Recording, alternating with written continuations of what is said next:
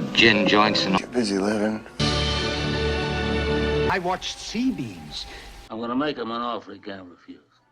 Well, grab your popcorn, my friends. Actually, grab a second bag of popcorn because you're going to need it unless you like a Hollywood glossy on brinksmanship between the two superpowers, the Soviet Union and the United States in 1990 when this movie came out.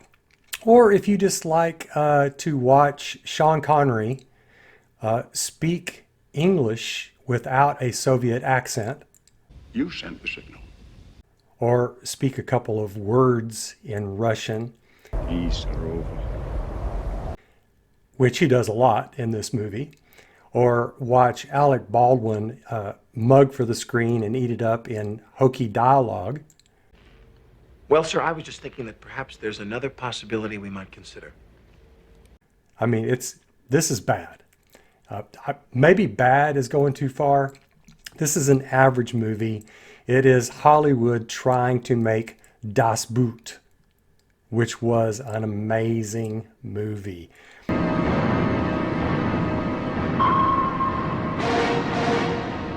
This one, you just never really feel like you're in the movie, in the war. And what's too bad about this is that this is a great story. It's a great story idea. So here's what it is. You got a rogue Soviet commander, submarine commander. His name is Marco Ramius, played by Sean Connery. Sean Connery plays Sean Connery in this. And the director, John McTiernan, just lets him do it. And so there's not much tension with Connery. The acting is pretty average or below average.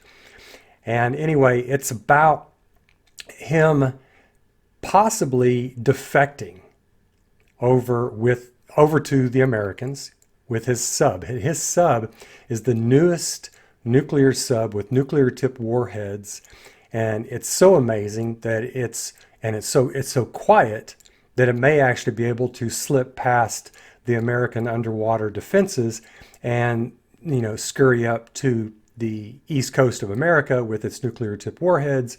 And yes, that is not a good scenario. So the idea is good on this. Is he going to defect? Is he not going to defect? What are the Americans going to do? Are they going to be able to figure out whether he's trying to defect or not? And all of this is not very well done.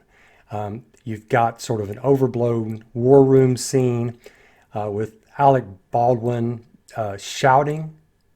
You son of a bitch! Yeah, it's so bizarre. I mean, I can't imagine any analyst would ever act that way.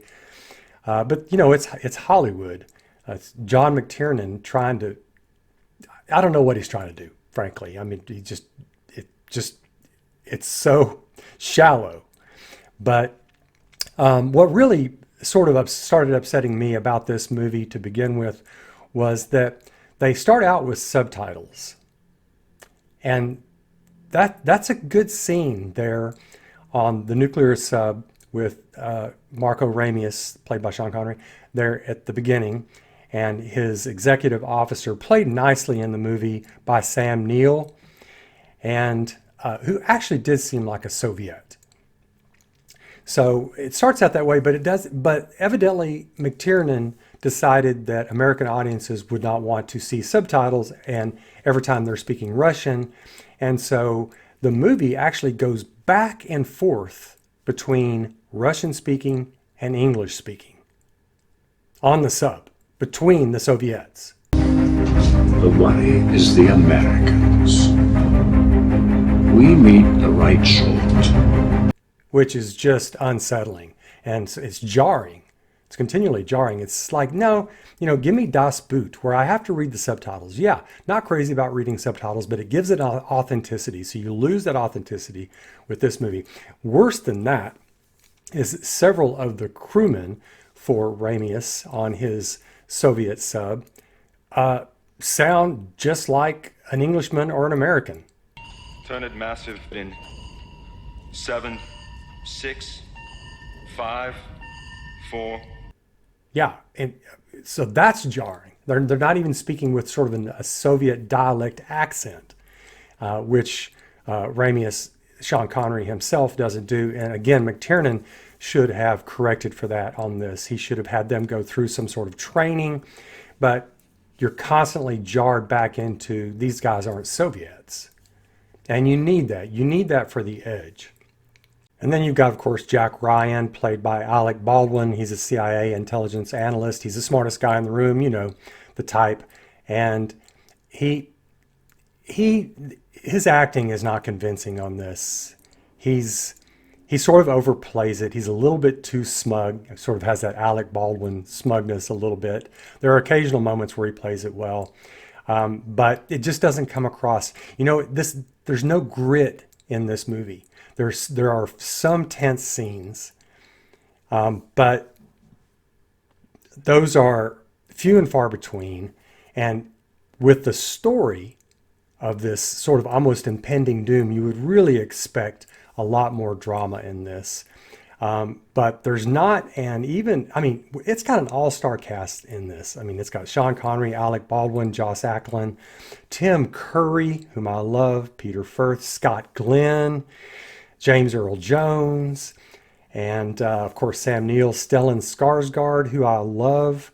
And then you've also got a few other people, but my two favorite actors in this were Sam Neill and then Courtney B. Vance as a Petty Officer Jones. He does a terrific job also, but those are the two standouts.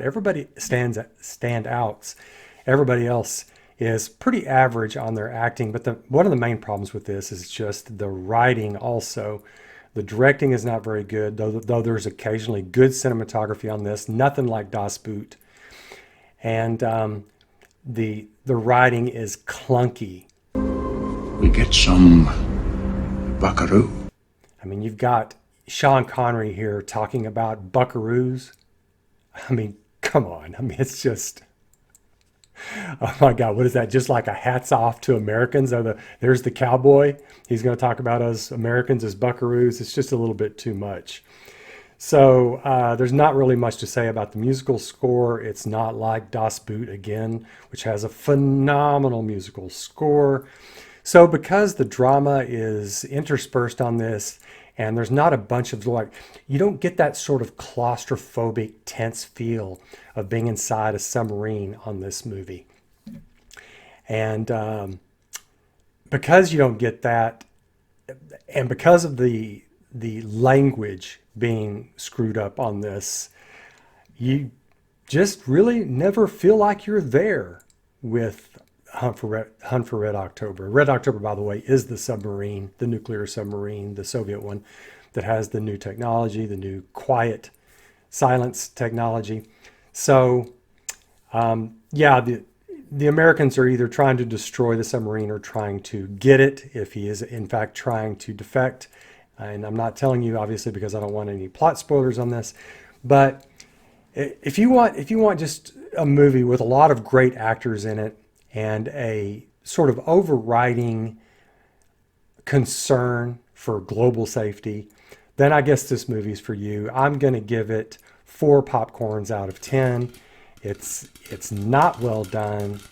And the director should have told the writers to go back to the drawing board and come up with better dialogue. And the director himself should have insisted on having better accented Russian or subtitles and better cinematography inside the submarines themselves. So all of that said, yeah, I don't really recommend this movie unless you've got a couple of bags of popcorn.